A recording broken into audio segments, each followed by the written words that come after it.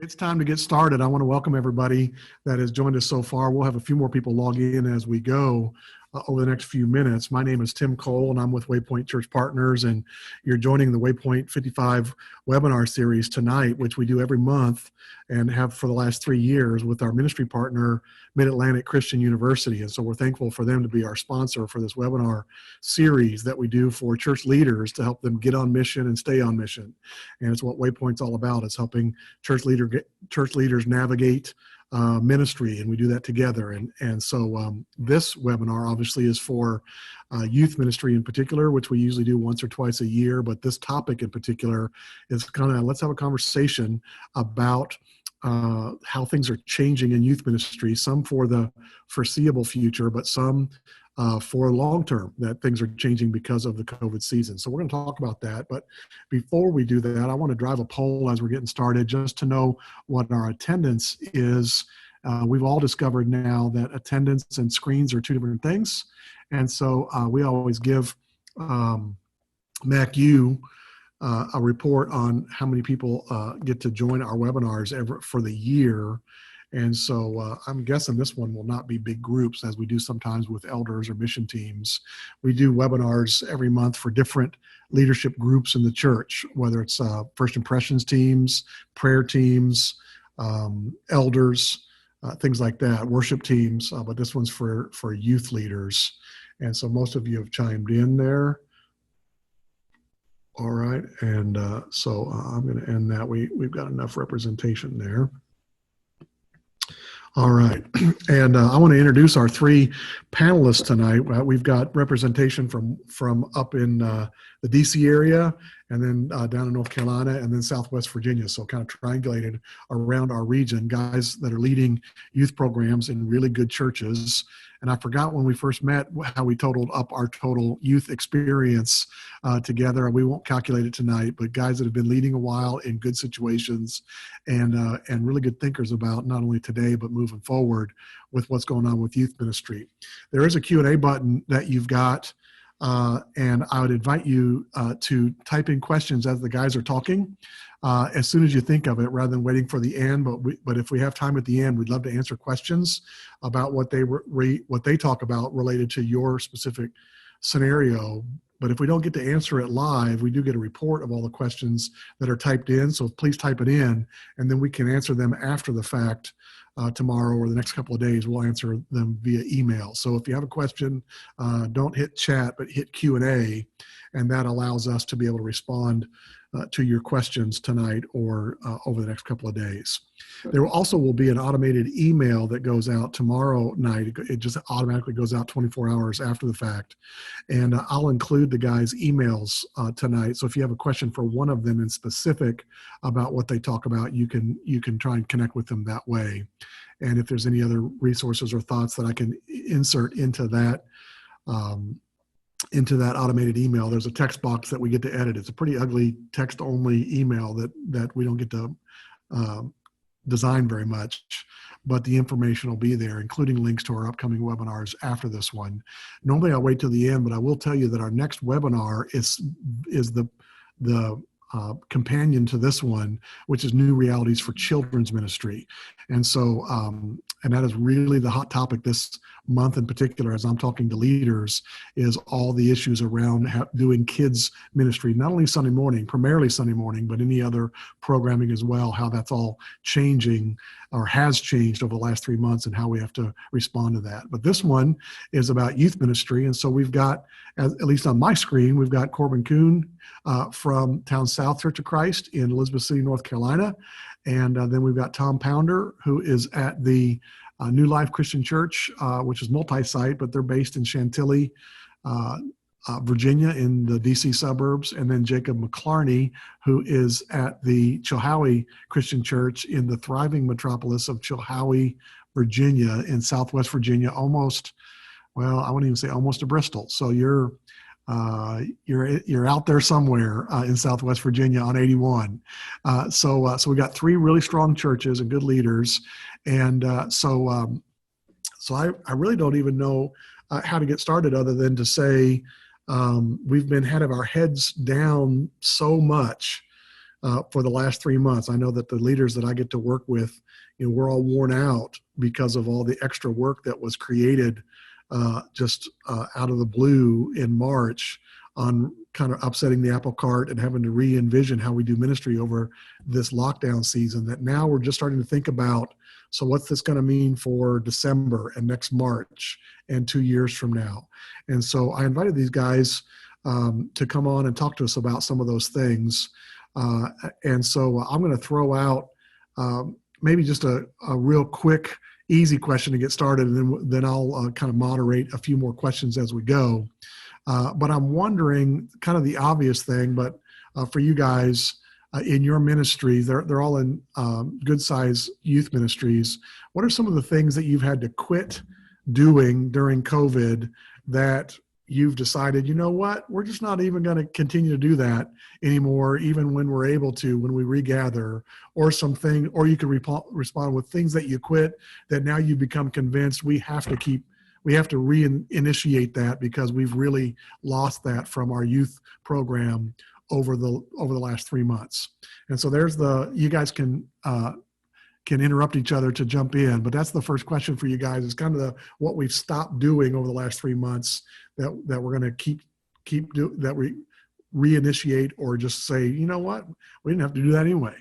Well, the obvious one for me is that we stopped meeting. I don't know how you guys feel about that, Jacob and Tom, but hopefully we'll start doing that again. But yeah, for us, there's a bunch of things that stopped for us abruptly.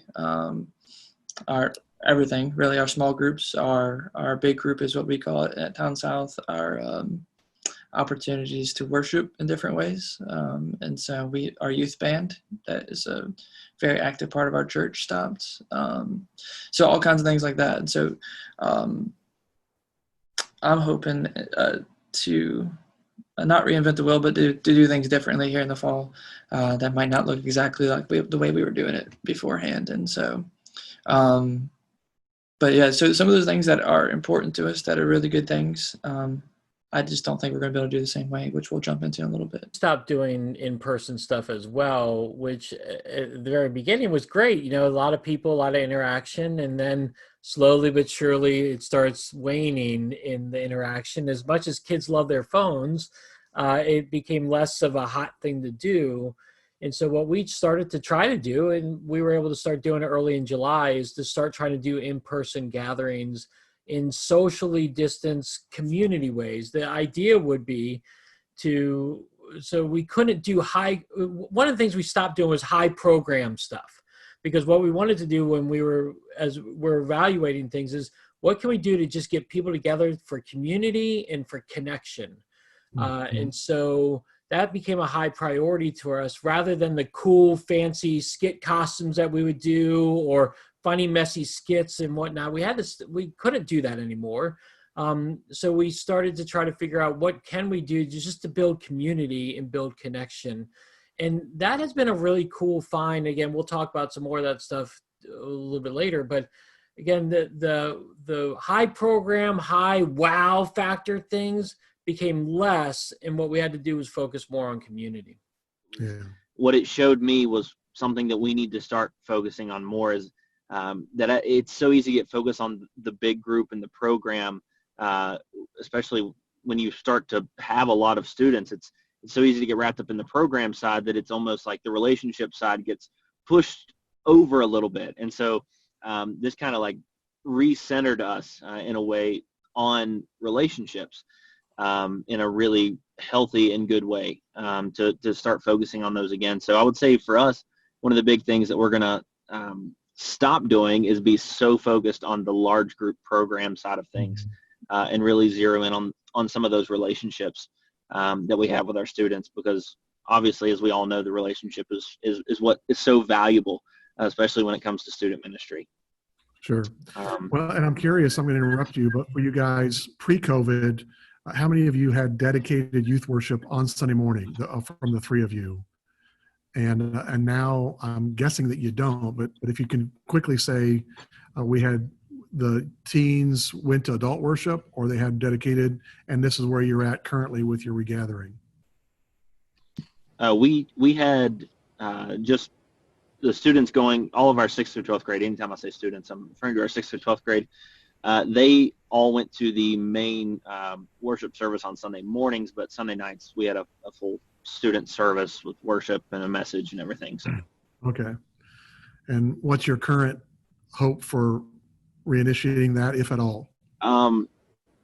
I mean, eventually we want to have another service in a sort for our students, but it is definitely going to be looking different than it has in the way that I just mentioned. You know, we got so focused on the service side of things. Our students have their own separate auditorium that we meet in, and so we would get wrapped up in like the facility itself and making sure that things were prepared for students as they were coming in the doors, that welcome teams were ready, and you know, group, all these different things. And so yeah, I mean, we definitely want to implement a service again because there were so many healthy pieces to that, but we want it to be more relational than it was programmed.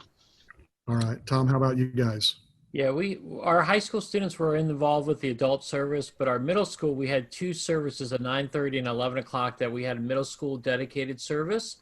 And we had to shut that down, obviously. But within a few weeks, we instituted one at the 11 o'clock service, a middle school Zoom call that would meet at 11:20. So they would go to worship with the online and with their families, and then break away and do a Zoom call with our middle school students. And so I would like to expand on that down the road. All right, that's a great idea. How about you guys, Corbin? Where were you on that pre-COVID? So pre-COVID, we push and make it important to our youth to attend service with family and friends. And so we didn't do a separate service for youth at Town South. In the middle, pre-COVID, we had 2 services. And in the middle of that COVID time, we had small groups on Sunday mornings for our age groups divided out appropriately. And so we are post-COVID coming out of this now. We're doing 3 services every Sunday, and we're really toying with the idea of continuing that and changing up our whole church schedule. One thing we experience is when kids graduate, they're like, now what? Do I join the adults? And they're just not used to it. And so we've put a highlight on that community, that effort as a family to be a part of a service together. And so thankfully that's not going to be a big difference for them coming back and meeting again. So right. Well, let's shift gears a little bit here, and we've got a question that I'm going to wait on from Sarah Mullen, but I want to remind anybody that if you've got a question for any of our guys tonight, go ahead and type your question in so that we know it's there and we can try and figure out the best time to address it. But let's talk about some things that you've started doing during COVID that you think, you know what, we need to keep doing that.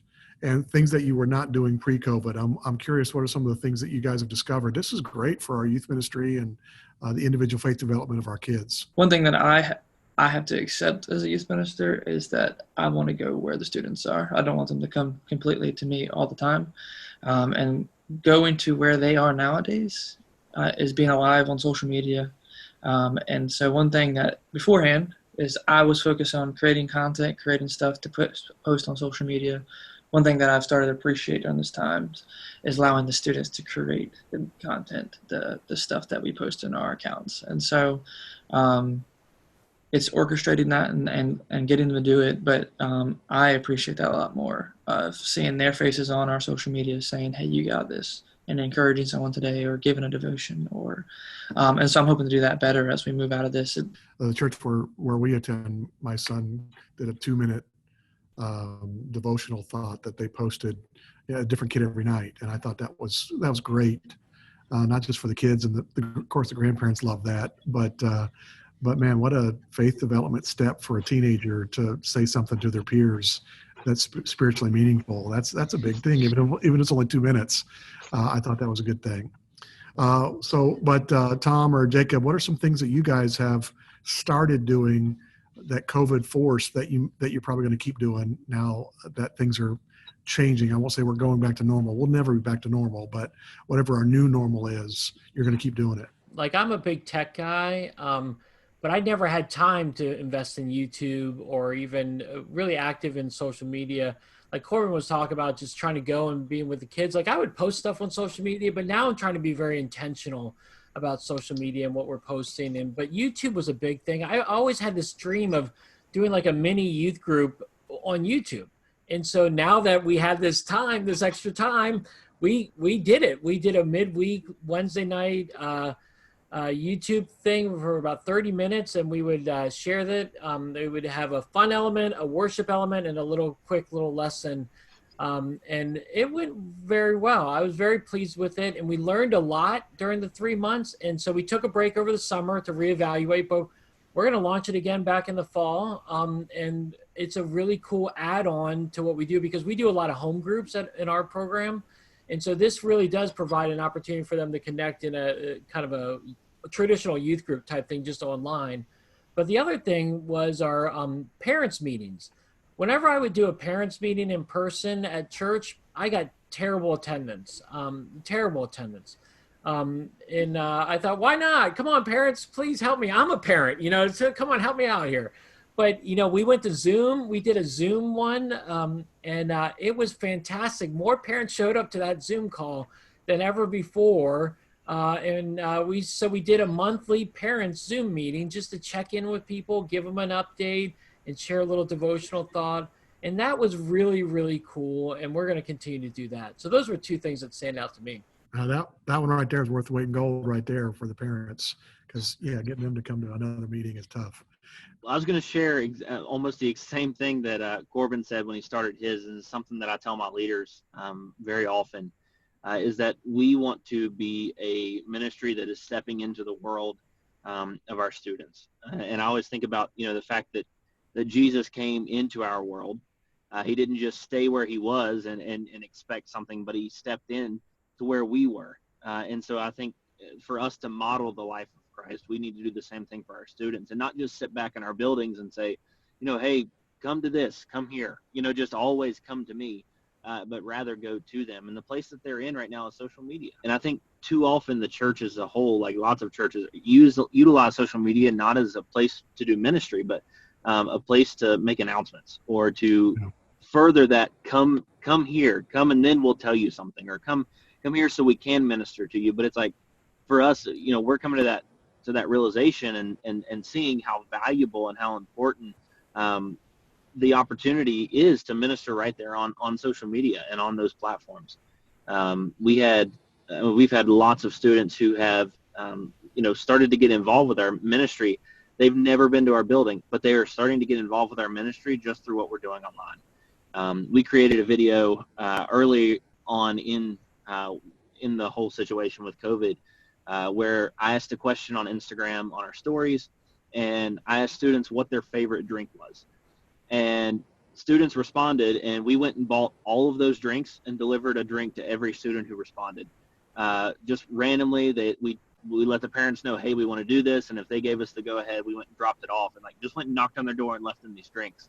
But at the end of that video, I said, hey, if you're following along with what we're doing on social media here on YouTube or Facebook or Instagram, then let us know, send us a message, and we want to make sure we get you. We have first-time guest boxes that we give to students. And so I had a few different students who reached out who've, again, never been to our building, who said, hey, I want to be part of the online community. And so they got boxes with some of our student ministry merch in those, and are actively watching and participating in what happens online that we're doing. So for us, that's a huge thing, is seeing the value in social media, again, not as a platform to make announcements, but as a platform to do ministry. It's huge. And there was one other thing, if I can, that I'd like to share. It's just that randomly showing up in their lives, we've seen the value of that. It can be overwhelming, like when you have a large group of students, to just kind of be like, I might show up in one or two of their lives, but whenever, through this time, we've been, like I said, just like that, showing up and giving them a drink. Those random times of hey, I'm here, seeing the value of that was huge. And so two things: social media, use it as a ministry platform, and then show up more often, just randomly in our students' lives, to let them know that we aren't just kind of like you felt like when you saw your teachers at Walmart when you were younger or something, and it's like, hey, you don't live at the school. It's letting them know that we're actively part of their lives and that we're around. So those are two things for us that we learned. Yeah, I don't know if you're thinking of it this way, but it sounds like you're verging on that. I attended a church in the regathering a few weeks ago, fairly large church, um, and the preacher had really embraced the idea, and we talked about it after church, that they are now an online church that happens to have services on Sunday that you can attend in person. And it seems like a small thing, but it's huge. Huge. Because he was preaching to the camera, even though there were people on site. And almost always, you're preaching to the people locally, and you might refer to the camera once or twice. And his preaching in a week had completely switched to where he once or twice referred to the people that were in person, but he was talking to the people on the camera, because he said, we got 700 people online, and then just a smidgen of people coming in person because of social distancing. But the idea would be for youth as well is, not just announcing, come to our building for this youth event, but you're now you're an online youth ministry. We're doing ministry online. We're also going to ask kids to come and relate and all those kind of things, but we can use that technology platform to be a big part of what we're doing with kids. So I love what you guys are saying that. Bill asked this, as far as outdoor socially distanced activities for kids that are creative or any kind of thing, whether even non-creative ones, but what you're doing with kids this summer that churches, youth leaders here could think, oh yeah, we could do that here in August or September. We have started doing, last night was actually our first one of these. We're going every other week, changing what we're doing, but last night was the first campfire that we did. And so we started at 7:30. Our students showed up and we did s'mores. Our leaders, did the s'more part, so that way it was sanitary with gloves, and we kept our distance. We spaced out the chairs around the fire. And I just took my acoustic out there and we played and sang some songs. So that was our student worship team who, even though they weren't leading a song, they were all around and leading out from their seat. And so we just sat, sang some songs, and then I allowed my adult leaders to share. So I didn't say anything last night, and my leaders shared their stories, and where they or how they got to where they are now in their faith journeys. And I had multiple students say afterwards last night that was one of the most powerful services that we've had, and it was the most unproduced service that we've ever had, but it was one of the most powerful that we've had. They were all spaced out, and it was awesome. The other thing that we're doing at the other week, like I said, we're going back and forth, is we're doing competitions that are allowing us to be socially distanced. So we did cornhole. We've done that. We've done, let's see, what else did they do? They did cornhole. They did ping pong. So they're keeping far apart and washing off the ping pong paddles, that kind of thing. We also are talking about doing dodgeball. We're still working on that one, trying to figure out how we'll make that happen. But so trying to do some games that are keeping them plenty separated. And then the other one we're going to do. So those competitions are every other week, and then campfires the other weeks. But we're doing a water wars here soon too. So they're excited about that. Yeah, we're doing some grilling. Like we've done some grills. So like I'll grill, or one of the other leaders will grill, and we'll get prepackaged stuff where, kids can make their own hamburgers and whatnot. And then we're just trying to do some simple socially distanced games that they can participate in. Like last week we played, I found this from downloadyouthministry.com, but like a kickball game where you couldn't use your hands. So you could only use your feet, except for there was one, the permanent pitcher had gloves on and all that stuff. So he was touching the ball with his hands, but it was a creative way to try to play kickball. So we played that outside. And that was fun. Again, is it tricky? Yeah, it's a little tricky with it, but the kids had fun with it. And then we're going to do in the upcoming weeks something called Wack Olympics, where we just made up 8 different competitions, and we space them out, socially distanced, and the kids participate individually in competitions, and then they go from one place to another, and then we give away gift cards for each one that won that competition.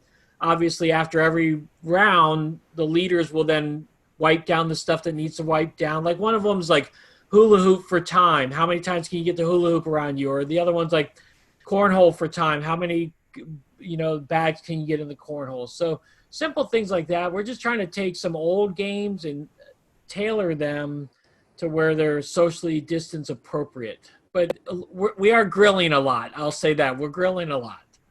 All right. Corbin, how about you guys?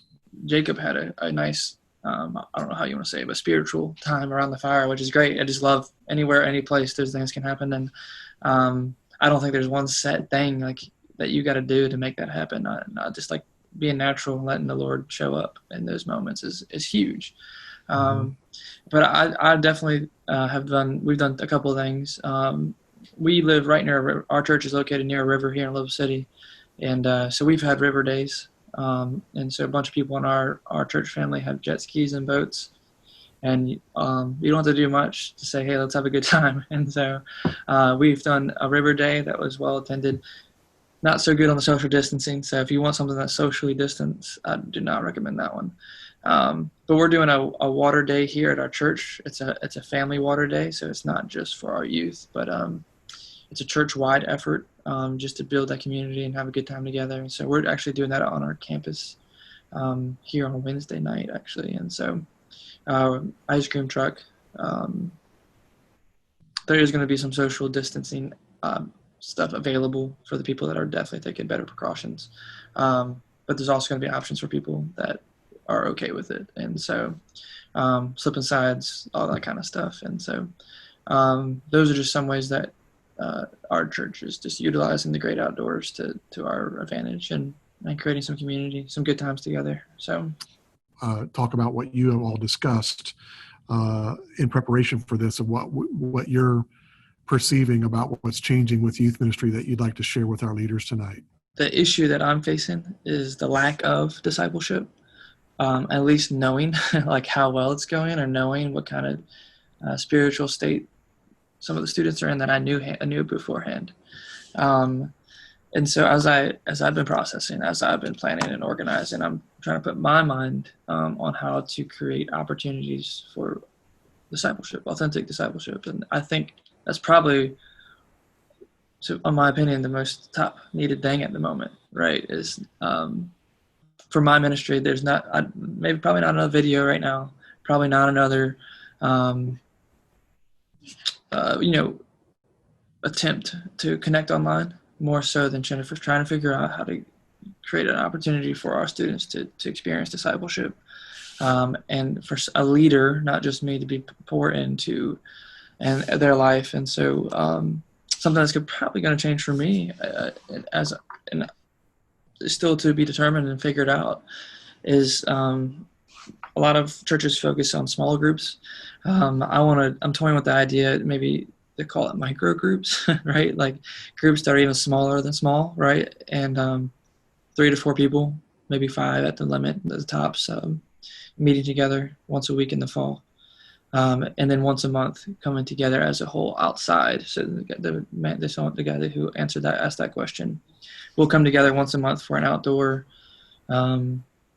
service opportunity to hang out and have a fun element, a spiritual worship and lesson together. But and so meeting in homes, meeting in coffee shops, meeting in whatever place appropriate for them to have micro groups. And so typically our small groups are 10 to 15. And so I want to take those down to the small as we can get them and create some authentic opportunities to grow with leaders. Well, I think in the discipleship world, we're seeing that with adults as well, not just students, is that there's a movement away from the 12 to 16 in a small group towards groups of 3, 4, 5 for adults as well, because the depth of the discipleship is significantly higher when you're in a group of 4 than a group of 16 typically. Right. And there's a new refound focus among adult ministry for really getting into discipleship. And so I think smaller is better.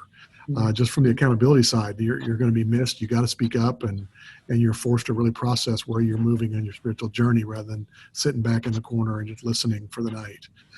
So I love that for youth ministry as well. Tom or Jacob, same question. It's just for you guys, what are you perceiving as like the big issue for you guys as far as the way youth ministry is fundamentally changing that COVID has forced on us, but it's something that we now have to appreciate. Corbett and I are on the same page and didn't really talk about it. The groups that are smaller than small groups, we are noticing that exact thing. We have small groups, but some of them have 15 students in them, and there's no way that we have 2 leaders per group, and there's no way that those 2 leaders can handle or really care for 15 or 16 students, how many ever in those groups. There's no way. But through this time of COVID, my wife and I have really focused in on the seniors that we have. We didn't have a lot of seniors, so we spent time with those seniors. During this time, we would, they'd come over to our house or just little things. And actually, one of them is here tonight at our house. That's why I'm out here, because one of them is here with my wife, and they're just hanging out and playing some games. And there has been such a change in those seniors, more than I have ever seen in them. Like, they have small group leaders that they would meet with on Sunday nights and that talk to them throughout the week. But us just spending time with them, not even like anything planned, just like literally trying to do life with them, has made a massive impact on our seniors. I mean, the one who's here tonight specifically, like, I have seen a change in her, like, shockingly, like, massive change. Even her parents are like, who is this? Like, like, big change in her. And it's been because we'll be going to Bristol to go to the grocery store, and we'll be like, hey, you want to go with us? Just trying to do our best to do life with them. And so because of that massive change and difference that we've seen in those seniors, I was very convicted about the large group as a whole that we call small groups that really aren't that small. And I perceive that there's going to be a lot more value in giving a leader or 2 leaders 3 students to care for, or 4 students to care for. I have multiple couples that serve in our student ministry, and if they just had like 2 or 3 students that they were caring for, that they could show up in their lives and take them to dinner, just little things, I think the impact will be so much larger. And not only is that going to be huge for the students, I think it's going to give us more opportunities for more people to step in and serve in our student ministry. We're very fortunate and probably in the minority, like the vast minority, when I say that we have like a lot of volunteers. Like, people want to serve with our students, which is amazing. I know that's not a norm for student ministry, but like, we have a ton of volunteers. And so I want to open up more spaces though. And so this is a way to do just that. So this coming fall, we're going to be launching something called Families. That's what we're going to call them, because I really think that that's going to get to the heart of what we're trying to do. Is we want them to be families. We don't want them to be anything that's a small group. There's a preconceived notion of what that looks like. If you say, I want you to have a small group, but I want to shrink it to 3 or 4. Like, I want them to create families with these students, these small groups of students, and really show up in their lives randomly, make an impact on them, do life with them. And so we're going to be launching that in the fall with a series called, which I stole the series name from New Spring, No Ordinary Family. But it's going to be talking about what the church is, how we love each other. And so we're going to be launching that this coming fall. So I'm really excited about that. In preparation, I'm trying to do that with my leaders, trying to do that, show up randomly in their lives just to set the example before we really launch. So yeah, that's kind of where we are right now. Well, that's good stuff. You lost your audience when you said you got too many volunteers. So I know that's not normal. That's great. Yeah. Yeah. Tom, how about you, as far as what's the big thing that you're seeing that's going to be the implication of this season that's going to move forward? Okay, so I'm going to piggyback a little bit on what the guys said, but a little bit different, and then I'm going to share about something else completely. But they're right on this. We're seeing the same thing. Community is important. Neighborhoods are important. So what we're trying to do is identify neighborhood champions. Who are the champions in your community? Parents, volunteer leaders, students, that we can all work together to minister to that community. So it could be almost like a little home church of sorts. So we already have home groups for our high school kids. What would it look like now to do that with middle school students? What would it look like to incorporate our family ministry into it, the whole entire family ministry, to do preschool play dates together, where then maybe even you have the high school kids working with the kids and supervising them a little bit. We're looking at just neighborhood champions, and how can you champion Christ, and how can you disciple them, who then disciple those students and those families together. So that's kind of similar to what Jacob and Corbin were just saying. But one of the things too is, again, we've made progress online. For a lot of it, I mean, we need to be in person. Student ministry is highly relational. Kids crave it. We need it. You need that face-to-face interaction. And I think it's so right on.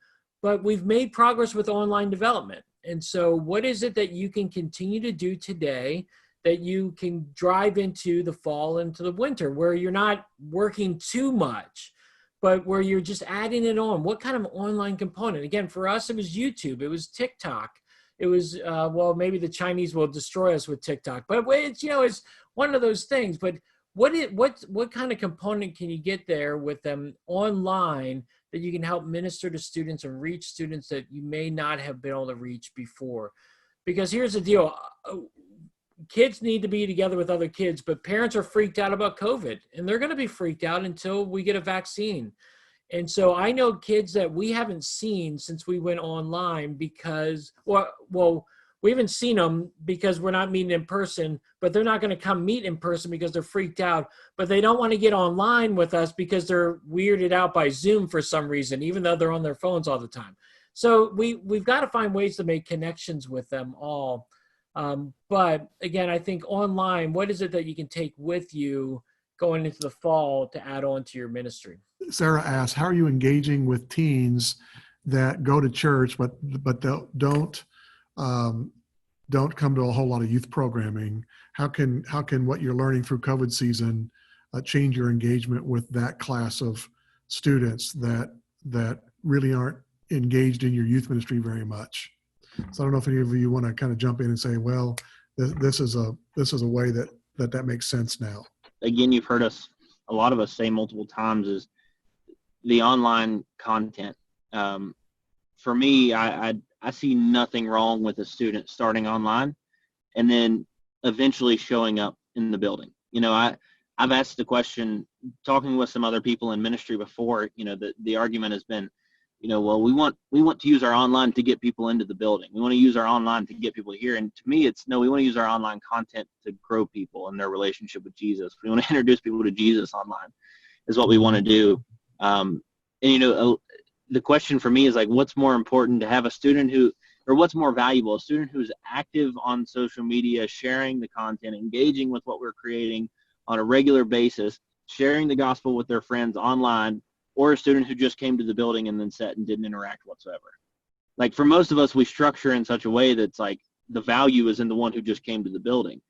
But so those students who maybe do come on Sunday mornings, what if they were plugged into the online content? What if those parents were engaged in a way to where they say, hey, you know what, we might not show up in the building tonight for the the student gathering, but here's look at the online channel, look at the YouTube channel where they're answering questions about life, not just about something random that they don't care about, but what if we're answering questions about things that they do care about, things about that they're really struggling with. So for us, it's going to be utilizing that online content as much as possible to reach as many students as possible. All right, that's great stuff. The flip side of that, well, I think we've really been answering Kendall's question about how you're engaging students, even though they haven't come back yet, and it's through the online presence.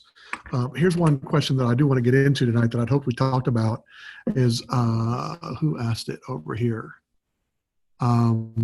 Kendall Wiley asked, how are you assuring parents and students that you're taking the precautions needed for them to come back in person? And of course, this has been the case for the last month or so for churches regathering, for adults and everybody. But for you guys in youth, what are you have done, or what are you planning on doing to assure parents that the youth component of what you're doing is just as safe as what you've done in the main auditorium? Mask available, just like probably at your church or something like that. Hand sanitizer, ability to wash your hands quickly and and as often. At this particular retreat, we're doing temperature checks every morning, and anytime that there might be an abnormal temperature, we're going to log it and monitor it. So going to your local CVS or Amazon or whatever and picking up just a one that can rub the skin, or not even touch, is the ones that we have. They're touchless ones that do the temperature checks, is the way that we're doing it. Staying in small groups. And so if you go towards these micro groups, or maybe the families like Jacob is calling it, keeping them in those groups, letting them only be in that cohort or whatever you might want to call it. And so for the retreat, they're going to be in small groups. They're going to sit in our main services in a small group. They're going to participate in meals together in their small groups. And so keeping them distant and just together as much as you can from other groups, distance from other groups. And so those are just some things that what we're doing. And then I wish we didn't have to, but the times call for it. And I think you are still being a faithful person, even though you're taking safe steps for safety. And so I've been hard-headed. So maybe you're like me and you've been hard-headed about this whole situation. But it goes a long ways for those kids that cannot come if you don't take those safety precautions. And so we want them to come. And so we're willing to do those kind of things. So. Yeah, and everything that we do, we just communicate to parents, hey, we're doing this. We have masks, we have hand sanitizer, we have gloves. We encourage all the leaders and kids to bring that. So we just try to over communicate the precautions we're taking in whatever we do, so that we make the parents feel at ease. Yeah, and I would encourage that. I don't know if you guys have seen it, but of course, in my social media feed, I've got hundreds of preachers, which that's a really odd sample set that nobody should have to endure. But I've seen all the videos of preachers doing a visual walkthrough of their building to reassure people, when you come to our building, this is what it's going to look like. And you can see how the chairs are situated. They go in and get the hand sanitizer out of the touchless thing. And it's only 2 or 3 minutes, but everybody can see it before they ever drive to the facility of, oh, when I drive there, this is the way it's going to look. We're going to have our doors propped open so you don't have to touch the door handle, and et cetera. And it doesn't take a whole lot of production to produce a little video, and of pictures worth 1,000 words, of videos even more. And so you guys can over communicate that way. That's really good stuff. But for the parents that are hesitant, I think they need to see it as much as hear it. I've also seen churches that have done, here they've creatively designed their page that describes what they're doing, rather than just text only, but kind of creatively said, here's our cleaning plan at our church. We're doing this and this and this, almost kind of like little, cartoons that make it look nice. But of course, who knows who's going to read it? Nobody at church ever reads anything you send them anyway. But I didn't say that out loud, did I? But yeah, you cannot over communicate what you're doing. That's the important thing. We've got a couple other questions, and then our time is running short. So I want to get to the ones that are going to really address all of us. Well, let's go. Brandon Jackson kind of asked this, but I want to get your guys, it's more your encouragement through this, Corbin, Tom, and Jacob, for our leaders that are on the webinar tonight of, none of us asked for this season, but it's such an opportunity, but we're worn out. And so I don't know if you got anything to say to our leaders in that way. I do appreciate you guys and our youth leaders that have figured out, it took a couple of weeks, that we're not just taking this season off in ministry. We're not putting youth ministry on hold for 6 months. We only have our kids for so many months anyway in our youth ministry. So to lose those 6 months, but how can we actually expand on what we're doing in ministry? So I love what you're doing there, but we're tired, we're frustrated. We don't know when it's going to be back to normal. So how would you encourage our leaders tonight through that? Well, Brandon, I don't know how long we've been in this by the week. I was keeping up with it, but now I'm like, I don't care. But it's been a long time. And so for me, man, a lot of ministers that I'm close to, student ministers and lead ministers, all those kind of things, this hit them harder in the beginning like, because so much change happened and they had to figure it out. And the weight of being a leader in this time is heavy, especially maybe more so for larger, like when there's a lot of more people involved, the anxiety maybe is a little bit higher. And so talking to them, I'm like, man, I don't feel that at all. I just hit the ground running and figured things out, and just did my best to connect with students and to connect with our leaders and all those things. But as I'm on the end of this thing, maybe not the even end, where we're at today, it's just hit me. Like, it's just hit me in the last few weeks of this kind of, I don't want to say burnt out, but just worn out, tired. And that's just being honest. And, in this retreat that I'm planning, we could have, in a normal situation, 100 kids come to it. Right. And, we're at, like, I was telling the guys before this started, we're at like 25 or 30 for this. And it feels different for me. Like, it almost feels like I'm doing something wrong. And thankfully, I have friends in my life, man, that called me yesterday and just said, a lot of things you do, Corbin, you are wins for you. Like, you're what you call a win is a lot higher than maybe some other people. And he's like, I think you have to understand, like, what you're doing is a win. Like, what you're doing, the way that you maintain church, the way that you have continued to pour into your students, the way that you have showed the church is alive and well, and that this virus isn't stopped us. That is a win. Like, that you have to feel that. Like, you have to know that what you've done. And I think maybe all of us could hear that. Is that even when at some point during this whole thing, some of us have no idea what we're doing, and we're just figuring this out as we go, and we're together. And just for me, I have felt that just going nonstop for the last however long it's been, it just caught up with me. And then to have this retreat, this thing that I'm organizing and planning, be less than what I'm used to, maybe. It just bummed me out. It just put me in the dumps. And just hearing my friends say, like, this is a win, whether you see it or not, and that you're doing good things is just what I needed to hear. And so have people in your life, man, that will tell you the truth even when you don't feel it. And so I think that's where I'm at. I'm sure these guys have. Yeah, that's a good word. So, Tom or Jacob? Yeah, I mean, definitely that was great what Corbin said. And I think for me, I feel definitely the, tired, the, am I doing something that's worth anything? I've almost asked myself that question. Is anything that we're doing really making a difference? I guess I just have to keep reminding myself that God is doing something through it, even when I can't see it. I just have to trust that if he's a God who changed my life, if he's a God who has changed other students' lives in our ministry, if he's always been doing that since the beginning of time, then why wouldn't he be faithful to continue to do that in the work that we're doing right now? And so reminding myself that does, it definitely helps. And so I would encourage you with that. I don't know what your ministry context looks like, if it's big, small, if you feel like the impact you're having is big or small, but just trust. If he was faithful before, he'll continue to be faithful. I always think about the verse that says, that he began a good work in you and he's going to bring it to completion. And I believe he's going to do that again. But this season is definitely tiring, but he's going to be faithful. All right. That's a good word. Tom? And I'll just say, you got to shut your computer sometimes.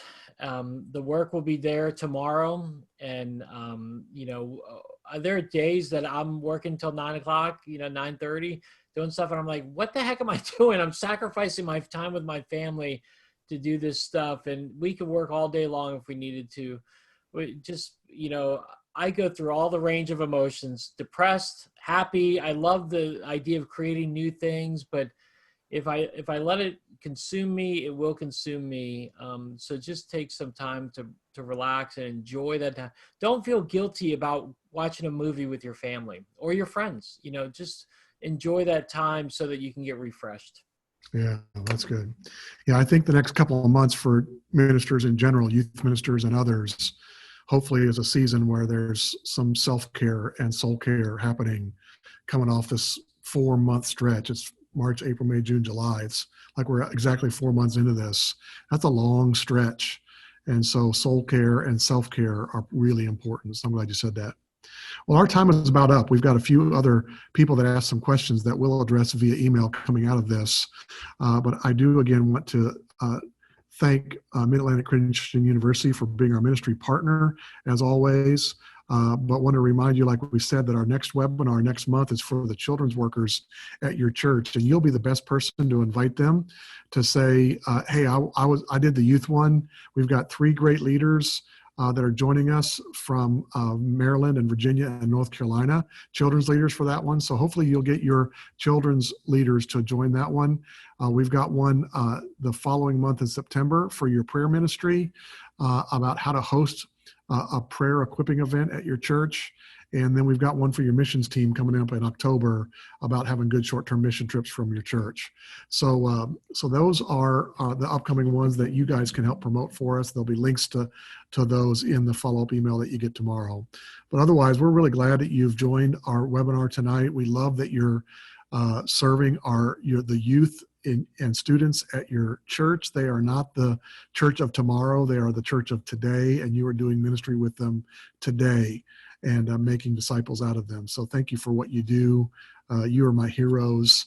And like Corbin said, it's that you're serving them that matters. And we'll figure this out. You know, no one told us this was going to happen this year. But when you're serving them and loving them, you're doing a great work. So thanks for that. So we hope to see you on an upcoming webinar and hope you have a good night tonight.